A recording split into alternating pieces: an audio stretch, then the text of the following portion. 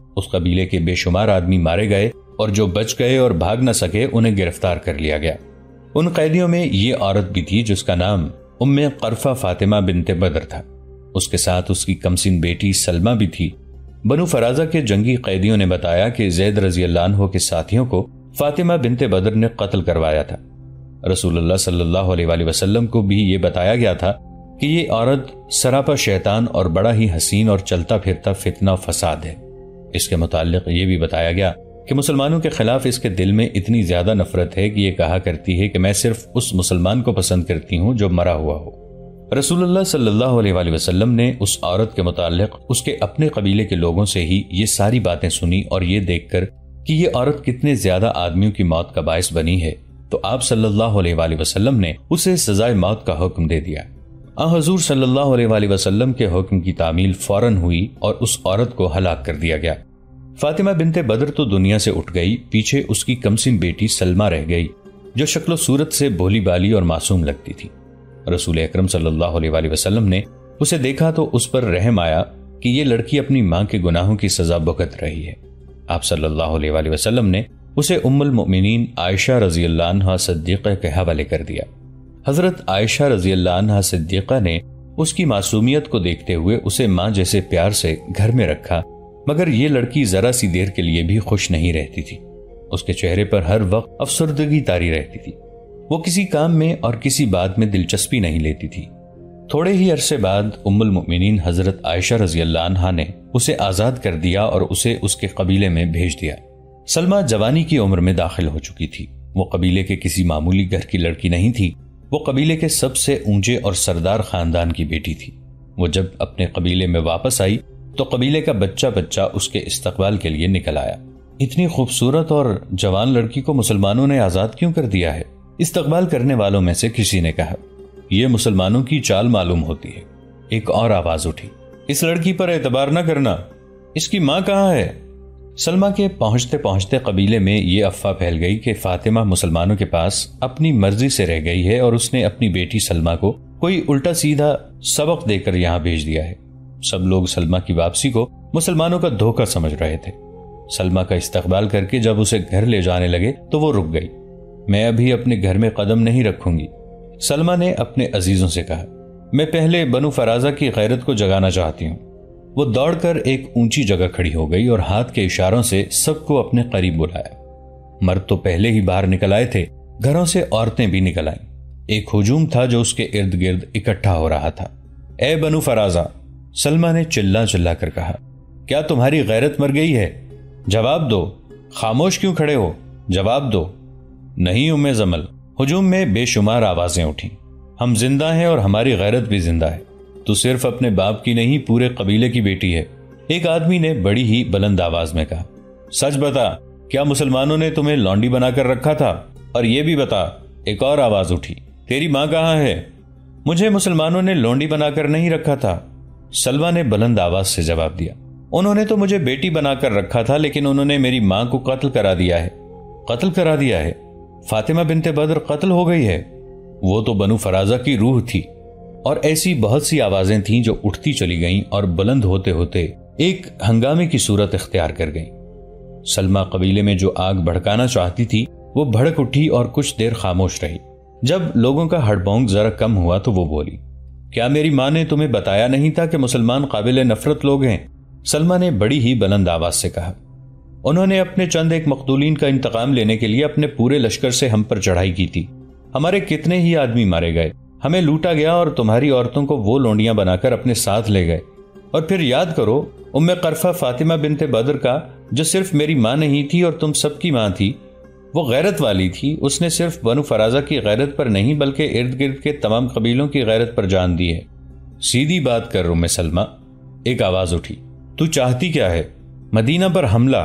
सलमा ने दोनों बाजू जज्बे के जोश से ऊपर उठाकर कहा, मैं मदीने पर हमला करके मुसलमानों के शहर की ईंट से ईंट बजा देना चाहती हूँ। अगर तुम में गैरत है तो इस शहर को बुनियादों से उखाड़ दो, इसका नामो निशान मिटा दो। सलमा ने लोगों को ऐसा भड़काया कि उन्होंने वहीं खड़े खड़े हल्फ उठाना शुरू कर दिया कि वो सलमा को अपना कायद तस्लीम करते हैं और एक लश्कर की सूरत में उसका साथ देंगे। बनु फराजा ने लश्कर तो तैयार कर लिया, लेकिन मदीने पर हमला कोई मामूली मुहिम नहीं थी। اس وقت تک مسلمان ایک ایسی جنگی طاقت بن چکے تھے جسے للکارنے کے لیے ان سے زیادہ جنگی طاقت کی ضرورت تھی۔ سلمہ نے خود بھی استادوں سے جنگی تربیت اور دست بدست لڑائی کے طور طریقے سیکھے تھے۔ اتنے میں رسول اللہ صلی اللہ علیہ وآلہ وسلم رحلت فرما گئے اور اس کے فوراً بعد انہی علاقوں میں ارتداد کا فتنہ اٹھا اور جنگیں شروع ہو گئیں۔ طلحہ نے نبوت کا دعویٰ کیا اور خالد رضی اللہ عنہ بن ولید نے اسے بہت بری شکست دی۔ بنو فرازہ کے لوگ مارے گئے اور جو بچ گئے وہ ادھر ادھر کے علاقوں میں بھاگ گئے۔ ان کے کچھ اتحادی قبیلے بھی تھے جن میں غطفان، بنو سلیم اور بنو حواز خاص طور پر قابل ذکر ہیں۔ یہ سب خالد رضی اللہ عنہ سے شکست کھا کر بھاگ تو گئے، لیکن انہوں نے شکست تسلیم نہ کی اور ان کے سردار سلمہ کے ہاں جا پہنچے اور اسے کہا کہ وہ اس کے لشکر میں اپنے قبیلوں کو شامل کریں گے۔ سلمہ یہی چاہتی تھی، اس کے پاس اپنا لشکر تیار تھا۔ ان قبیلوں کے آدمیوں کو ساتھ ملایا تو اس کا لشکر اتنا بڑا ہو گیا کہ سلمہ مسلمانوں کے مقابلے میں آ سکتی تھی۔ ایک روز سلمہ اس لشکر کو لے کر بزاخہ کی طرف کوچ کر گئی۔ اس وقت خالد رضی اللہ عنہ بن ولید طلحہ کو شکست دے کر براخہ میں تھے۔ خالد رضی اللہ عنہ نے ہر طرف اپنے جاسوس بھیج رکھے تھے۔ انہیں قبل از وقت اطلاع مل گئی کہ ایک لشکر بڑا آ رہا ہے۔ خالد رضی اللہ عنہ نے لشکر کے پہنچنے کا انتظار نہ کیا اور اپنے لشکر کو تیار کر کے اس سمت کو چل پڑے جدھر سے سلمہ کا لشکر آ رہا تھا۔ خالد رضی اللہ عنہ کے ساتھ نفری کم تھی، اس کمی کو وہ اپنی جنگی فراست سے پورا کیا کرتے تھے۔ اس موقع پر انہوں نے یہ سوچا کہ بنو فرازہ کا لشکر سفر کا تھکا ہوا ہوگا، اسے آرام کرنے اور آرام کے بعد جنگی ترتیب میں آنے کی مہلت نہ دی جائے۔ سلمہ کی ماں فاطمہ جنگ میں ایک سجے سجائے اونٹ پر سوار لشکر کے آگے آگے چلا کرتی تھی۔ وہ اپنے آپ کو اپنے اور دوسرے قبیلوں کی غیرت کی علامت سمجھا کرتی تھی۔ اس نے سب کے ذہنوں میں یہی ڈال رکھا تھا کہ وہ ان کی غیرت کی نشانی ہے۔ اس کی بیٹی سلمہ بھی جب خالد رضی اللہ عنہ کے مقابلے میں جا رہی تھی تو وہ ایک بڑے ہی تندرست، موٹے تازے اور قوی ہیکل اونٹ پر سوار تھی۔ یہ اونٹ میدان جنگ کا تربیت یافتہ تھا۔ اس ایک اونٹ کے گرد 100 شتر سواروں کا گھیرا تھا۔ تمام اونٹ غیر معمولی طور پر تندرست و توانا اور بدمست تھے۔ ایک مورخ نے یہ بھی لکھا ہے کہ ان 100 اونٹوں کو شراب پلائی گئی تھی۔ ان کے سوار لمبی برچھیوں اور تلواروں سے مسلح تھے اور وہ سب جوش و خروش سے نعرے لگا رہے تھے۔ خالد رضی اللہ عنہ کا لشکر عام چال سے بڑھا جا رہا تھا۔ آخر سلمہ کا لشکر آتا نظر آیا۔ خالد رضی اللہ عنہ نے ایک بھی لمحہ ضائع نہ کیا اور حملے کا حکم دے دیا۔ مجبوری یہ تھی کہ مسلمانوں کی نفری دشمن کے مقابلے میں بہت ہی تھوڑی تھی۔ سلمہ کے لشکر کی تعداد بھی زیادہ تھی اور اس لشکر نے بلند بانگ نعرے لگا لگا کر ایسا تاثر پیدا کر دیا جیسے وہ لوگ مسلمانوں کے پرخچے اڑا دیں گے۔ سلمہ کی یہ حالت تھی کہ وہ اپنے اونٹ کے کجاوے پر کھڑی ہو کر بڑی ہی بلند آواز سے اپنے لشکر کے جوش و خروش میں اضافہ کر رہی تھی۔ دونوں لشکروں میں آمنے سامنے کی ٹکر ہوئی۔ خالد رضی اللہ عنہ جنگی چالیں سوچ رہے تھے۔ انہوں نے اپنے طریقہ جنگ کے تحت اپنے لشکر کے 2 حصے پہلوؤں یا عقب سے حملہ کرنے کے لیے محفوظ رکھے ہوئے تھے۔ سلمہ کا لشکر سفر کی تھکان کے باوجود خالد رضی اللہ عنہ کے لیے اچھی خاصی مصیبت بن گیا، یہاں تک کہ خالد رضی اللہ عنہ کو اپنے محفوظہ کا ایک اور حصہ اس مارکے میں جھونکنا پڑا، پھر بھی میدان دشمن کے ہاتھ میں ہی معلوم ہوتا تھا۔ اس عورت کا حصار توڑ دو، خالد رضی اللہ عنہ بن ولید نے کہا اور اس کے ساتھ ہی چند ایک منتخب جانبازوں کو پکارنا شروع کر دیا، اور اگر تم اس عورت کو اونٹ کی پیٹھ سے گرا دو تو اس لشکر کا جذبہ ریت میں مل جائے گا۔ جانبازوں نے سلمہ کے ارد گرد شتر سواروں کا حصار توڑنا شروع کیا، لیکن ہر شتر سوار جان پر کھیل جانے کے لیے تیار تھا۔ جانبازوں نے پیچھے ہٹ ہٹ کر سلمہ کے حصار پر تابڑ توڑ حملے کیے، لیکن شتر سواروں کے لمبے نیزے مسلمان گھڑ سواروں کو قریب نہیں آنے دیتے تھے۔ جانبازوں نے خالد رضی اللہ عنہ بن ولید کی نئی ہدایت پر عمل کرتے ہوئے یہ طریقہ اختیار کیا کہ 5-5-6 جانبازوں نے ایک ایک شتر سوار پر اس طرح حملے شروع کر دیے کہ ایک ایک سوار کو حصار سے الگ کر لیا۔ اس طرح حصار ٹوٹ گیا، بیشتر سوار مارے گئے، لیکن جانبازوں کو جانوں اور خون کی خاصی زیادہ قربانی دینی پڑی۔ 3-4 جانباز سلمہ کے اونٹ تک پہنچ گئے اور انہوں نے کجاوے کی رسیاں کاٹ دیں۔ کجاوا اونٹ کی پیٹھ سے لڑک کر نیچے آ پڑا۔ سلمہ ریت پر گری اور اٹھی۔ خالد رضی اللہ عنہ قریب ہی اپنے گھوڑے پر سوار موجود تھے۔ جانبازوں نے سلمہ کو پکڑ لیا اور گھسیٹتے ہوئے خالد رضی اللہ عنہ تک لائے۔ جانبازوں کو خیال ہوگا کہ خالد رضی اللہ عنہ اتنی نوجوان اور خوبصورت اور سرداروں کی خاندان کی جنگجو لڑکی کو زندہ اپنے ساتھ لونڈی یا بیوی کی حیثیت سے رکھنا چاہیں گے۔ سلمہ اور خالد رضی اللہ عنہ کی نظریں آپس میں ٹکرائیں۔ خالد رضی اللہ عنہ نے دائیں ہاتھ سے ہلکا سا اشارہ کیا۔ جانباز اس اشارے کو بڑی اچھی طرح سمجھتے تھے۔ سلمہ کے پیچھے کھڑے ایک قوی ہیکل جانباز نے تلوار کے ایک ہی وار سے سلمہ کا سر اس کے جسم سے الگ کر دیا۔ خالد رضی اللہ عنہ بن ولید کے حکم سے ایک جانباز نے سلمہ کا سر اپنی برچی کی انی میں اڑسا، گھوڑے پر سوار ہوا، برچی بلند کی اور گھوڑے کو ایڑ لگا دی۔ سلمہ کا لشکر جوش و خروش سے لڑ رہا تھا اور مسلمان بے جگری سے مقابلہ کر رہے تھے۔ یہ جانباز گھڑ سوار اس مارکے کے ارد گرد گھوڑا دوڑاتا اور اعلان کرتا پھر رہا تھا، بنو فرازہ کے لوگوں، اپنی سلمہ بنت مالک کو۔ بنو فرازہ اور دیگر قبیلوں کے لوگوں نے جب سلمہ کا سر دیکھا تو ان کا جوش و خروش ٹھنڈا پڑ گیا اور ان میں بھگدڑ مچ گئی۔ تھوڑی ہی دیر میں وہ اپنی لاشوں اور زخمیوں کو چھوڑ کر بھاگ گئے۔ بستی بطوح کے گرد و نواح میں ناصرہ بنت جبار پاگلوں کی طرح ہر کسی سے پوچھتی پھر رہی تھی، کیا تو نے میرے بیٹوں کو دیکھا ہے؟ بعض لوگ اسے رحم کی نظروں سے دیکھتے تھے اور کچھ لوگ اس کے اس سوال پر غصے میں آ جاتے تھے۔ سب نے فیصلہ دے دیا تھا کہ یہ عورت اپنے خاوند اور 2 جوان بیٹوں کی موت سے پاگل ہو گئی ہے، لیکن اس کے دونوں بیٹوں کی لاشیں نہیں ملی تھیں، لاش صرف خاوند کی ملی تھی۔ کچھ لوگ ناصرہ کی اس جذباتی اور ذہنی کیفیت سے تنگ آ گئے تھے۔ تو بے غیرت ہے ناصرہ، ایک روز ایک آدمی نے اسے تنزیہ کہا۔ ہر کسی کا کوئی نہ کوئی مارا گیا یا ایسا زخمی ہوا ہے کہ ساری عمر کے لیے معذور ہو گیا ہے، لیکن کسی کا کوئی زندہ عزیز ان کے لیے یوں پاگل نہیں ہوا جیسے تو ہو رہی ہے۔ میں پاگل نہیں ہوئی، ناصرہ نے کہا، میں تم سے زیادہ ہوش میں ہوں۔ میرا خامد اور میرے بیٹے ایک جھوٹے نبی کے جال میں آ کر مرے ہیں۔ اگر وہ سچے نبی کے نام پر جانیں قربان کرتے تو میں خوش ہوتی۔ کون ہے سچا نبی؟ قبیلہ قریش کا محمد صلی اللہ علیہ وآلہ وسلم، ناصرہ نے جواب دیا۔ فتح ان کو ملتی ہے جن کے دلوں میں سچ ہوتا ہے۔ محمد صلی اللہ علیہ وآلہ وسلم سچے نبی نہ ہوتے تو ہم اس طرح تباہ نہ ہوتے۔ ایک روز ناصرہ اپنے گھر کے دروازے میں بیٹھی تھی۔ اس کی آنکھیں خشک تھی جیسے اس کے آنسو ختم ہو چکے تھے۔ ناصرہ، اس کے کانوں میں ایک آواز پڑی، وہ دیکھ تیرے بیٹے آ رہے ہیں۔ یہ ایک عورت کی آواز تھی جو دوڑی چلی آ رہی تھی۔ وہ ناصرہ کے پاس آ کر اسے اٹھانے لگی۔ وہ حیرت زدگی کے عالم میں کہہ رہی تھی کہ تیرے دونوں بیٹے آ رہے ہیں، لیکن ناصرہ یوں گمسم بیٹھی رہی جیسے یہ خواب کی آواز ہو۔ اتنے میں کئی آوازیں آنے لگیں، ہر آواز یہی کہتی تھی کہ ناصرہ کے بیٹے آ گئے ہیں۔ جب اس کے بیٹے اس کے سامنے آئے تو بھی اسے یقین نہ آیا۔ آخر اسے اس حقیقت کو تسلیم کرنا پڑا کہ اس کے بیٹے زندہ سلامت واپس آ گئے ہیں۔ میں نے اپنا ایک بیٹا مدینہ کے سچے نبی محمد صلی اللہ علیہ وآلہ وسلم کے نام پر قربان کیا، ناصرہ نے اعلان کر دیا۔ اس وقت حضرت عمر رضی اللہ عنہ خلیفہ تھے اور ناصرہ کے دونوں بیٹے ان کے حکم سے آزاد کیے گئے تھے۔ ناصرہ اپنے بیٹوں کو مرا ہوا سمجھ رہی تھی۔ میدان جنگ سے اسے اپنے بیٹوں کی لاشیں نہیں ملی تھیں۔ اس کے بیٹے زخمی ہو گئے تھے اور مجاہدین انہیں جنگی قیدی بنا کر اپنے ساتھ لے گئے تھے اور مدینہ کے ایک تاجر نے انہیں خرید لیا تھا۔ ناصرہ کے بیٹے ہی نہیں، کئی اور بیٹے اور باپ جنہیں غلام بنا لیا گیا تھا واپس آ گئے تھے۔ حیرت ناک بات یہ تھی کہ مسلمانوں نے ان لوڈیوں کو بھی آزاد کر کے واپس بھیج دیا تھا جو ابھی جوان تھیں اور ان میں بعض اچھی شکل و صورت والی تھیں اور چند ایک تو بڑے اچھے اور معزز خاندانوں کی تھیں۔ ان کے آقا ان کے ساتھ شادی کر لیتے تو یہ اچھی بیویاں ثابت ہوتیں، لیکن انہیں جس طرح لے جایا گیا تھا وہ اسی طرح واپس آ گئیں۔ فتنہ ارتداد کا خاتمہ ہو چکا تھا۔ بہت سے مرتدین اب سچے دل سے ہلکا بگوش اسلام ہو گئے تھے۔ صرف ان لوگوں کے دلوں میں مسلمانوں کے خلاف قدورت رہ گئی تھی جن کے عزیزوں کو مسلمانوں نے غلام اور لونڈیاں بنا لیا تھا۔ عمر رضی اللہ عنہ کے حکم سے غلاموں اور لونڈیوں کو آزاد کر دیا گیا تو ان لوگوں کے دلوں سے قدورت نکل گئی۔ ان لوگوں نے اپنے نبی بھی دیکھ لیے جو عین لڑائی کے وقت بھاگ گئے یا مسلمانوں کے ہاتھوں مارے گئے تھے۔ وہ کوئی معجزہ نہیں دکھا سکے تھے۔ اس علاقے کے بے شمار گھروں میں اہل خانہ ناصرہ بنت جبار کی طرح اپنے عزیزوں کی واپسی پر خوشیاں منا رہے تھے۔ آزاد ہو کر آنے والوں نے جب بتایا کہ ان کے مسلمان آقاؤں نے انہیں ہمیشہ اپنے جیسا انسان سمجھا ہے تو لوگوں کی سوچیں ہی بدل گئیں۔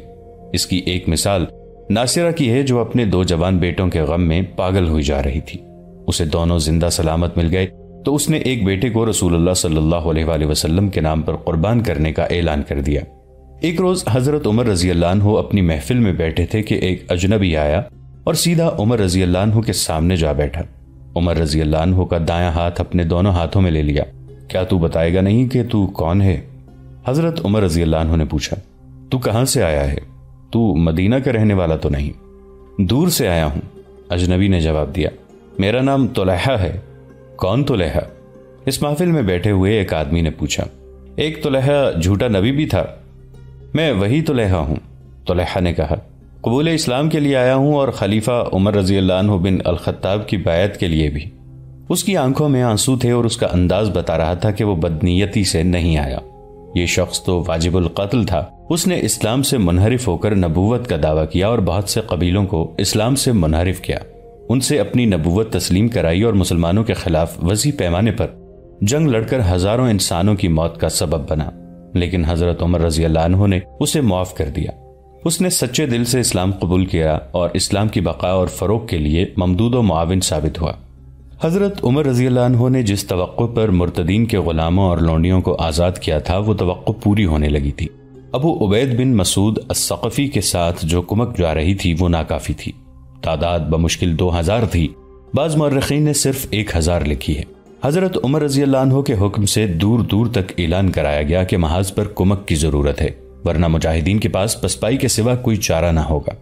یہ اعلان ان علاقوں میں پہنچا جنہیں مرتدین کے علاقے کہا جاتا تھا، تو وہاں سے رضاکار جوق در جوق تیار ہو گئے۔ ان میں ناصرہ بنت جبار کا ایک بیٹا بھی تھا۔ پہلے ہم بیان کر چکے ہیں کہ ابو عبید 2000 کا لشکر لے کر محاذ کو روانہ ہو گئے۔ یہاں ان کی روانگی کو ذرا تفصیل سے بیان کرنا ضروری معلوم ہوتا ہے۔ تقریباً 2000 رضاکاروں کو مدینہ میں اکٹھا ہوتے 1 مہینہ لگ گیا تھا۔ روانگی کے روز ابو عبید حضرت عمر رضی اللہ عنہ کو خدا حافظ کہنے لگے۔